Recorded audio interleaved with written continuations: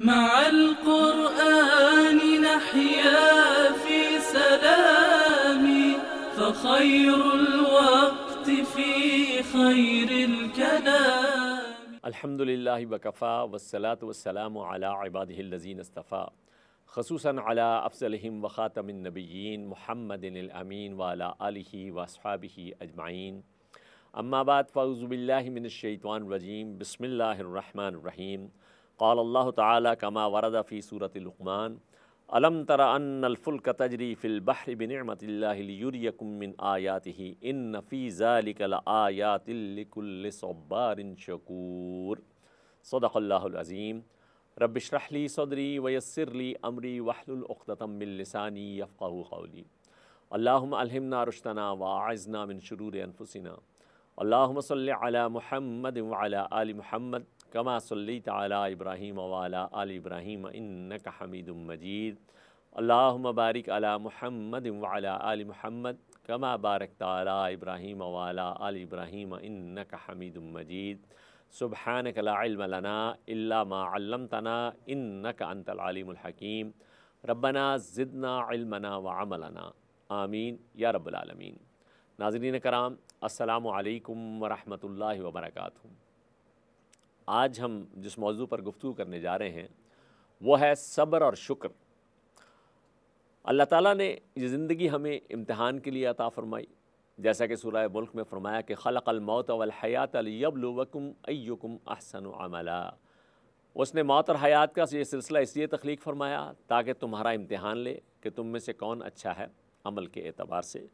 قلزم ہستی سے ابھرا ہے تو مانند حباب، اس زیاں خانے میں تیرا امتحان ہے زندگی. اور پھر اس امتحان کے لیے اچھے یا برے حالات یہ بھی اللہ کی طرف سے آتے ہیں، جیسا کہ سورہ انبیاء میں فرمایا آیت نمبر 35: وَنَبْلُوكُمْ بِالشَّرِّ وَالْخَيْرِ فِتْنَةً. اور ہم تمہیں جانچتے رہتے ہیں، پرکھتے ہیں، شر سے بھی اور خیر سے بھی بطور آزمائش کے. اور یہ جو ہے کبھی آسودگی کے ذریعے سے آزمائش ہے اور کبھی جو ہے نفع طول رزق کے ذریعے سے آزمائش ہے. سورہ فجر آیات 15 اور 16 میں فرمایا فَأَمَّا الْإِنسَانُ إِذَا مَا ابْتَلَاهُ رَبُّهُ. انسان کا معاملہ یہ ہے کہ جب اس کا پروردگار اسے ابتلا سے، آزمائش سے، امتحان سے دوچار کرتا ہے. فَأَكْرَمَهُ وَنَعَّمَهُ.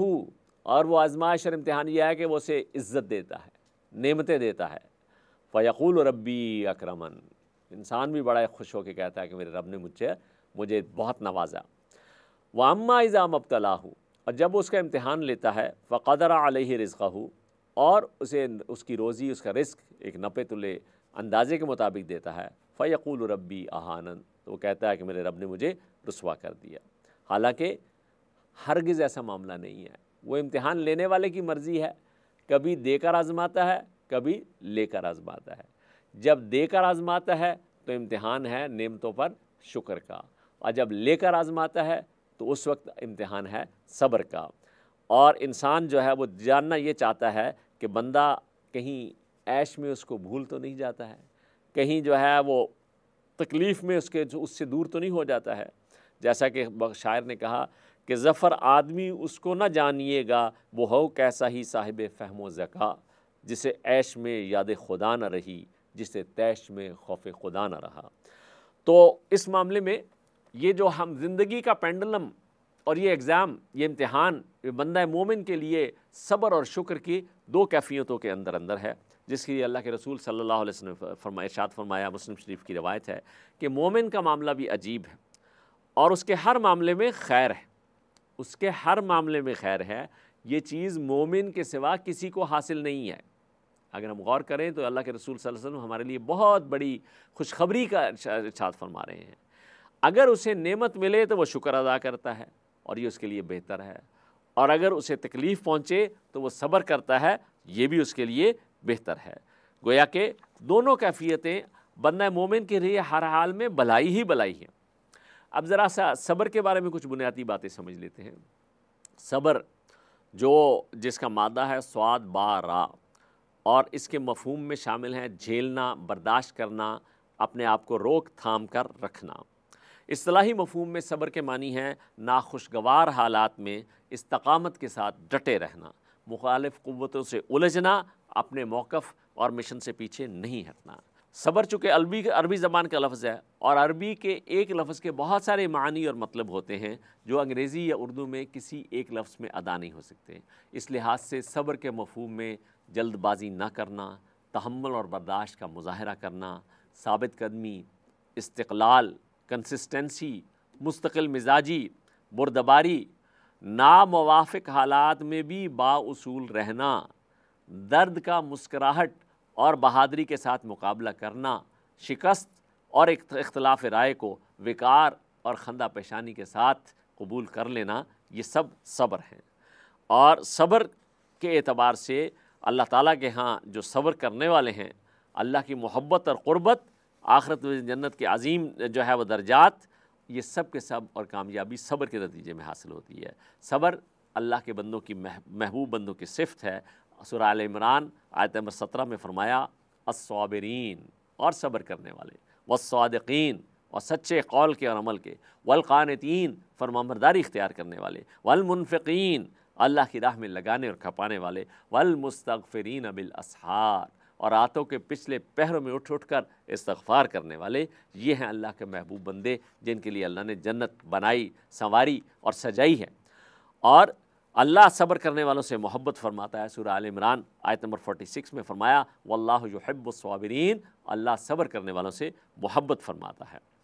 اللہ کی مدد صبر کرنے والوں کے ساتھ ہوتی ہے، یہ بات سورہ بقرہ آیت نمبر 249 میں فرمائی واللہ مع الصابرین، صبر کرنے والوں کے تو اللہ خود ساتھ ہے، اور صبر ہی دنیا میں اہل باطل سے حفاظت کا ذریعہ ہے۔ سورہ آل عمران آیت نمبر 20 میں فرمایا وَإِن تَصْبِرُوا وَتَتَّقُوا، اگر تم صبر کرو اور تقوی کی روش اختیار کرو، لا يَضُرُّكُمْ كَيْدُهُمْ شَيْئًا، تو یہ تمہارے ان دشمنوں کی ساری چالیں یہ تمہارا کچھ بھی نہیں بگاڑ سکتی ہیں۔ اور راہ حق میں جو ہے اہل ایمان کو صبر کا مظاہرہ کرنا ہی پڑتا ہے، اور یہ آزمائشیں صبر کرنے والوں کو اللہ تعالیٰ کے ہاں اجر جو ہے وہ بغیر حساب کے عطا فرمایا جائے گا۔ فرمایا انما یوفی الصابرون اجرہم بغیر حساب، سورہ زمر آیت نمبر 10 میں فرمایا کہ بے شک صبر کرنے والوں کو تو ان کا اجر بغیر حساب کے جو ہے وہ ملے گا۔ اور جنت یہ بھی صبر ہی کا بدلہ ہے۔ رمضان المبارک کے بارے میں نبی کریم صلی اللہ علیہ وسلم کا ارشاد ہے وَهُوَ الشَّهْرُ الصَّبْرُ، اور یہ صبر کا مہینہ ہے، وَالصَّبْرُ ثَوَابُهُ الْجَنَّةُ، اور صبر وہ چیز ہے جس کا ثواب، جس کا اجر جو ہے وہ اللہ تعالیٰ کی طرف سے جنت کی شکل میں ملنے والا ہے۔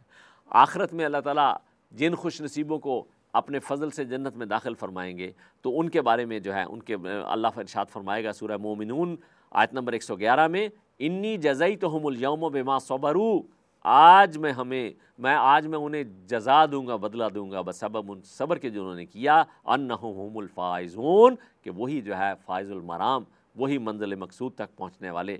اور سورہ دہر آیت نمبر 12 میں فرمایا وَجَزَاهُمْ بِمَا صَبَرُوا جَنَّةً وَحَرِيرًا، ان کا بدلہ، ان کی جزا بسبب اس صبر کے جو انہوں نے کیا وہ تو جنت اور ریشم کا لباس ہے۔ اور فرشتے اہل جنت سے جو ہے کہیں گے سلام علیکم بما صبرتم، سورہ رعد آیت نمبر 24، کہ تم پر سلامتی ہو بسبب اس صبر کے جو تم نے کیا، فنعم عقبی الدار، تو پھر کیا ہی عمدہ عاقبت کا گھر ہے۔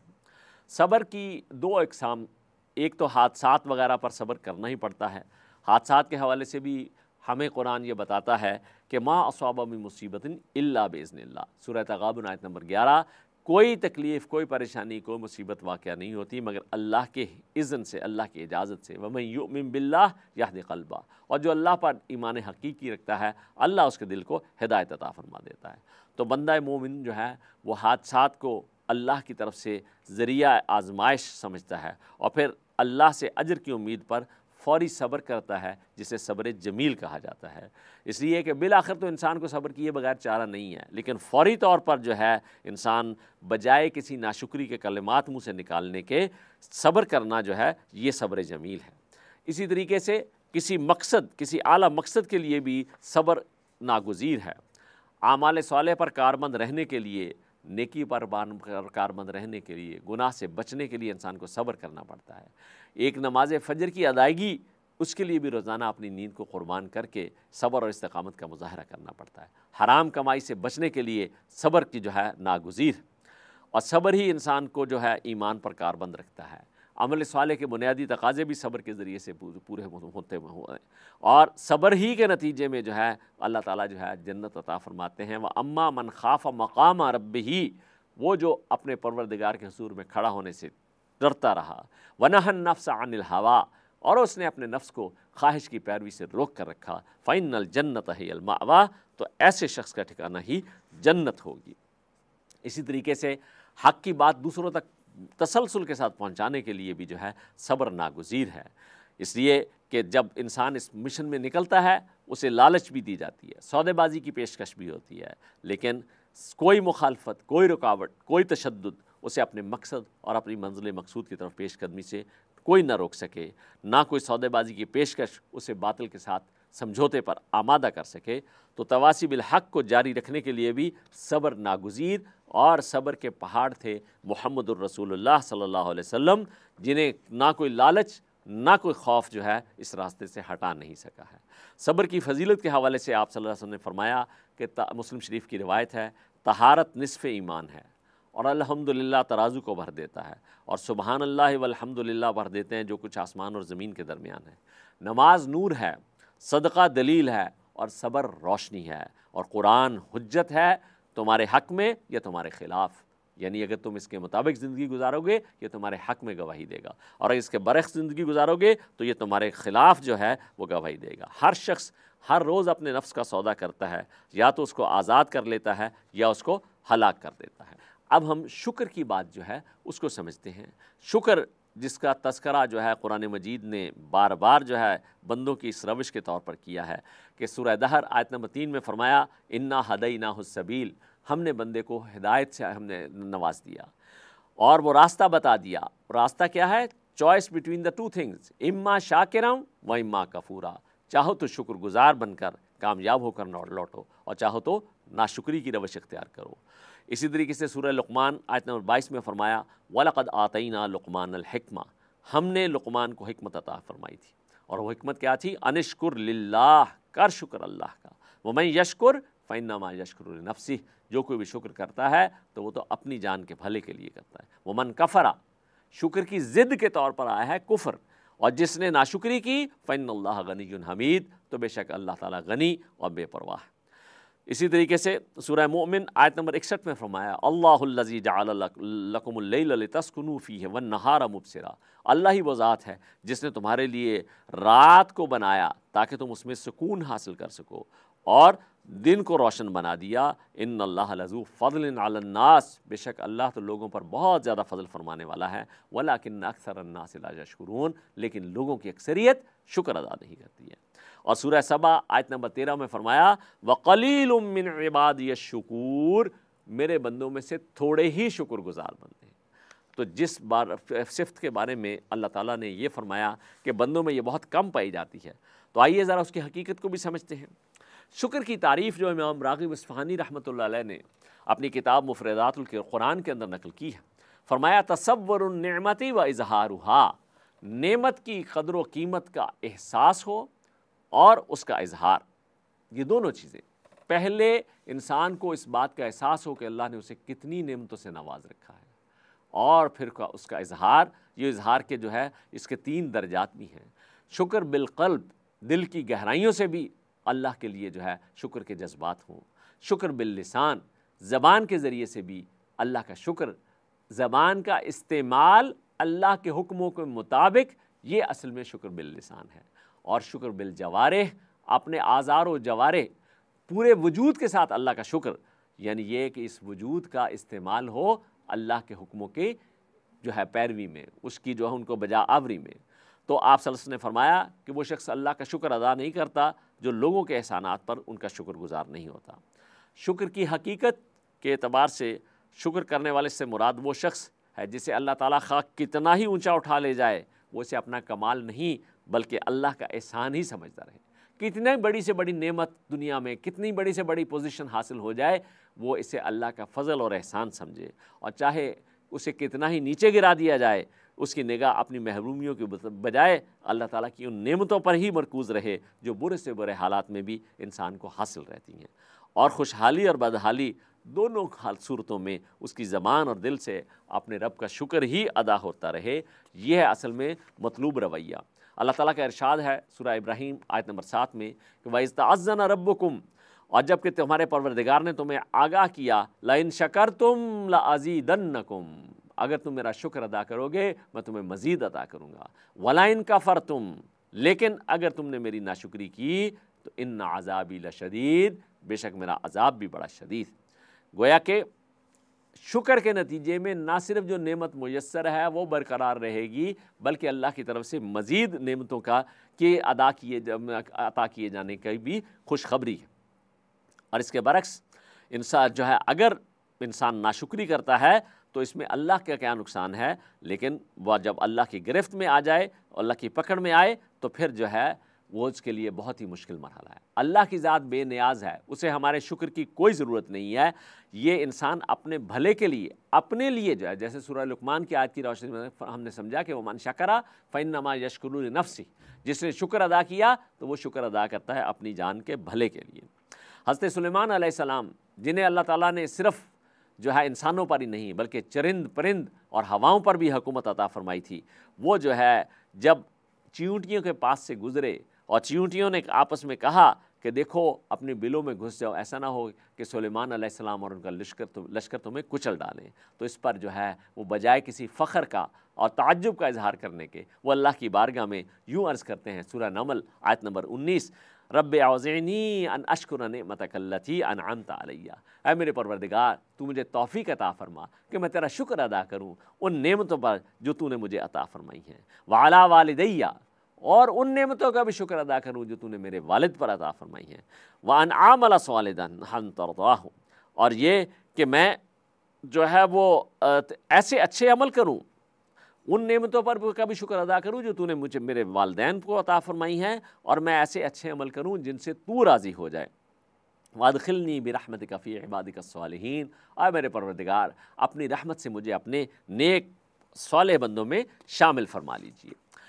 اللہ تعالیٰ نے ہم اہل ایمان کے لیے بھی یہ دعا سورہ احقاف کے آیت نمبر 15 میں اس طرح سے ہمیں جو ہے تعلیم فرمائی ہے کہ ہمیں اللہ کی بارگاہ میں یہ شکر کی توفیق کیسے مانگنی چاہیے۔ فرمایا یہ دعا کے الفاظ جو قرآن مجید کی آیت نمبر 15 میں آپ کو ملیں گے، رب اوزعنی ان اشکر نعمتک التی انعمت علیہ، اے میرے پروردگار تو مجھے توفیق عطا فرما کہ میں تیری بارگاہ میں شکر ادا کروں ان ساری نعمتوں پر جو تو نے مجھے عطا فرمائی ہیں، وعلی والدیہ، اور جو تو نے میرے والدین کو عطا فرمائی، وان اعمل صالحا ترضاہ، اور اللہ مجھے توفیق عطا فرما کہ میں ایسے اچھے عمل کروں جن سے تو راضی ہو جائے، واصلح لی فی ذریتی، اور اللہ میری اولاد کی بھی اصلاح فرما دیجئے، انی تبت الیک، میں تیری بارگاہ میں توبہ کرتا ہوں، وانی من المسلمین، اور میں تیرے فرمان بردار، تیری بارگاہ میں سر تسلیم خم کرنے والے بندوں میں سے ہوں۔ اللہ کی بارگاہ میں صابر اور شاکر بننے کا ایک نسخہ اللہ کے رسول صلی اللہ علیہ وسلم نے ترمذی شریف کی روایت میں ارشاد فرمایا۔ آپ صلی اللہ علیہ وسلم نے فرمایا کہ جس شخص میں 2 خصلتیں یا 2 عادتیں ہوں گی، اللہ تعالیٰ اس کو شاکرین اور صابرین میں لکھیں گے۔ ان 2 عادتوں کی تفصیل یہ ہے کہ جس شخص کی یہ عادت ہو کہ وہ دین کے معاملے میں تو اللہ کے ان بندوں پر نظر رکھے جو اس سے اونچے، فائق اور بالا تر ہیں، اور ان کی پیروی اختیار کرے، یعنی ان کو فالو کرے، ان کے درجوں کو پانے کے لیے کوشش کرے، اور دنیا کے معاملے میں ان غریب اور مسکین اور خستہ حال بندوں پر نظر رکھے جو دنیاوی حیثیت میں اس سے کم تر ہوں گے، اور اس پر اللہ کا شکر ادا کرے کہ اس نے محض اپنے فضل و کرم سے ان بندوں سے زیادہ دنیا کی نعمتیں اس کو دے رکھی ہیں۔ یہ چیزیں اس کے لیے کسی غرور کا، تکبر کا، عجب کا باعث نہ بنے، وہ ان پر اللہ کا شکر ادا کرے، تو اللہ تعالیٰ کے ہاں ایسا شخص صابر اور شاکر لکھا جائے گا، اور جس کا حال یہ ہو کہ وہ دین کے حوالے سے تو ہمیشہ اپنے سے نچلے ادنا درجے کے لوگوں کو دیکھے، اور دنیا کے بارے میں اپنے سے بالا تر لوگوں کو پر نظر رکھے، اور جو دنیاوی نعمتیں اس کو نہیں ملی ہیں ان کے نہ ملنے پر افسوس اور رنج کرے، تو اللہ تعالیٰ کے ہاں ایسا شخص شاکر اور صابر نہیں لکھا جائے گا۔ تو یہ بہت اہم نسخہ اللہ کے رسول صلی اللہ علیہ وسلم نے بتایا کہ دین کے معاملے میں ہم اپنے سے اوپر والوں کو دیکھیں، ان کے درجات، وہ جو کمپٹیشن کی بات آئی تھی کہ سابقوا الی مغفرۃ من ربکم، اپنے پروردگار کی مغفرت کے حصول میں سبقت اختیار کرنا، اس میں فاستبقوا الخیرات، نیکیوں اور بھلائیوں میں کمپیٹ کرنے کا جذبہ ہو، اور دنیا کے حوالے سے اپنے سے نیچے والے کو پر نظر رکھے تو دل میں شکر کے جذبات پیدا ہوں گے، اور ایسا شخص جو ہے اللہ کے ہاں صابر اور شاکر جو ہے وہ لکھا جائے گا۔ صبر و شکر کی یہ تعلیم جو ہے یہ اللہ تعالیٰ کی طرف سے بندوں کے حق میں بہت بڑی نعمت ہے۔ اسی لیے اللہ کے رسول صلی اللہ علیہ وسلم اللہ کی بارگاہ میں ہر نماز کے بعد اس بات کی توفیق مانگا کرتے تھے کہ رب اعنی علی ذکرک و شکرک و حسن عبادتک، اے میرے پروردگار آپ میری مدد فرمائیے اس بات پر کہ میں تیرا ذکر کر سکوں، تیرا شکر کر سکوں اور تیری اچھی بندگی کا حق ادا کر سکوں۔ اسی طریقے سے اللہ تعالیٰ سے بھلائی اور صحت اور عافیت کی دعا آپ صلی اللہ علیہ وسلم الفاظ میں مانگتے تھے کہ اللہم انی اسألک العفو والعافیت، اے اللہ میں تجھ سے جو ہے معافی کا اور عافیت کا سوال کرتا ہوں، فی دینی و دنیایا، دین کے حوالے سے بھی اور دنیا کے حوالے سے بھی، و اہلی و مالی، اور اپنے اہل اور مال ان سب میں فضل اور عافیت کا سوال کرتا ہوں۔ تو اس اعتبار سے یہ صبر و شکر یہ گویا کہ بندہ مومن کی زندگی کے دو ناگزیر جو ہیں اس کی کوالٹیز ہیں، اور شکر اور صبر کا تعلق جو ہے ایمان باللہ کے جو ایسے دو رخ ہیں کہ جس بندے میں یہ دونوں جمع ہو جائیں اس کو گویا ایمان کا کمال نصیب ہو گیا اور دین کی بھرپور دولت مل گئی، اور اس کی تدبیر اور اس کا معیار اللہ کے رسول صلی اللہ علیہ وسلم نے جو ہے شاکر اور صابر ہونے کا جو نسخہ ہمیں بتایا ہے اس کے اندر جو ہے اس کو اگر اختیار کیا جائے گا کہ اگر ہم دین کے معاملے میں، بھلائیوں کے معاملے میں سبقت اختیار کرنے، کمپیٹ کرنے کے لیے اپنا میدان جو ہے اس کو درست کر لیں گے اور اس کے حوالے سے ہم زیادہ سے زیادہ کوشش کریں گے، اور پھر دنیا کے حوالے سے جو نعمت بھی ہے انسان کو حاصل ہو، انسان اس حوالے سے بڑی غلط فہمی کا شکار ہو جاتا ہے کہ اگر کوئی نعمت ملی تو وہ سمجھنے لگتا ہے کہ یہ میری ٹائملی پلاننگ، ٹائملی ڈیسیشن اور میری کوالیفیکیشن، میرے ایکسپیرینس کی وجہ سے مجھے ملی ہے۔ یہ سب کچھ جو ہے نظر کا دھوکہ ہے، فریب ہے۔ جو کچھ بھی ہمیں حاصل ہے ہمارے وجود سے لے کر اور دنیا کی ہر نعمت یہ محض اللہ کا فضل اور احسان ہے، اس لیے کہ ہم سے زیادہ کوالیفائڈ، ہم سے زیادہ پروفیشنلز، ہم سے زیادہ اہلیت و صلاحیت والے لوگ جو ہیں وہ ہم سے کہیں کمتر نعمتوں کے ساتھ جو ہے اللہ نے ان کو سے دے رکھی۔ اس کا مطلب ہے کہ یہ اس کا کوئی تعلق ہماری کسی لیاقت، کسی صلاحیت سے نہیں ہے، بلکہ یہ خالص اللہ کا فضل ہے، اور یہ اللہ کی طرف سے ہمارے امتحان کے لیے یہ نعمتیں ہمیں عطا فرمائی جاتی، جیسا کہ سورہ انعام کی آخری آیت میں فرمایا وَهُوَ الَّذِي جَعَلَكُمْ خَلَائِفَ فِي الْأَرْضِ، وہی ہے جس نے تمہیں زمین کے اندر خلیفہ بنایا، وَرَفَعَ بَعْضَكُمْ فَوْقَ بَعْضٍ دَرَجَاتٍ، اس نے تم میں سے بعض کے درجے بعض پر بلند فرمائے۔ یہ درجے صرف مال و دولت کے اعتبار سے نہیں، یہ درجے مختلف صلاحیتوں کے اعتبار سے ہیں۔ یہ کیوں جو ہے مختلف درجوں کا فرق رکھا؟ لِيَبْلُوَكُمْ فِي مَا آتَاكُمْ، تاکہ وہ تمہیں آزمائے پرکھے اس میں جو اس نے تمہیں عطا فرمایا ہے۔ تو ناظرین کرام، حاصل گفتگو یہ ہے کہ اللہ کی طرف سے جو کیفیت بھی آئے، وہ رنج کی، پریشانی کی، تکلیف کی ہو، اسے خندہ پیشانی کے ساتھ برداشت کرنا، یہ ہے صبر۔ اور اس میں جو ہے وہ جو اللہ نے فرمایا ہے کہ میرے بندوں میں سے بہت تھوڑے ہی ہیں صبر کرنے والے جو اور شکر کرنے والے، تو اس کے اعتبار سے جو ہے وہ ہمیں اس بات کی کوشش کرنی چاہیے کہ ہر صورت میں تکلیف اور پریشانی میں صبر، اور اس کے برعکس جب کوئی نعمت ملے تو اس پر اللہ کا شکر ادا کرنا۔ اور اس کے لیے اللہ کے رسول صلی اللہ علیہ وسلم کی بڑی پیاری دعا ہے، اسی پر میں ہم اپنی گفتگو جو ہے اس کو مکمل کرتے ہیں۔ آپ صلی اللہ علیہ وسلم اللہ سے یہ عرض کیا کرتے تھے اللہم اجعلنی صبورا، اے اللہ مجھے بہت زیادہ صبر کرنے والا بنا دیجئے، وجعلنی شکورا، مجھے بہت زیادہ شکر کرنے والا بنا دیجئے، وجعلنی فی عینی صغیرا، یا اللہ مجھے اپنی نگاہوں میں چھوٹا بنا دیجئے، وفی اعین الناس کبیرا، اور مجھے لوگوں کی نگاہوں میں بڑا بنا دیجئے۔ اللہ تعالی ہمیں بھی اپنے فضل سے بہت زیادہ صبر کرنے والا اور شکر کرنے والا بنا دے، آمین۔ وآخر دعوانا ان الحمد للہ رب العالمین۔ مع القرآن نحيا في سلام فخير الوقت في خير الكلام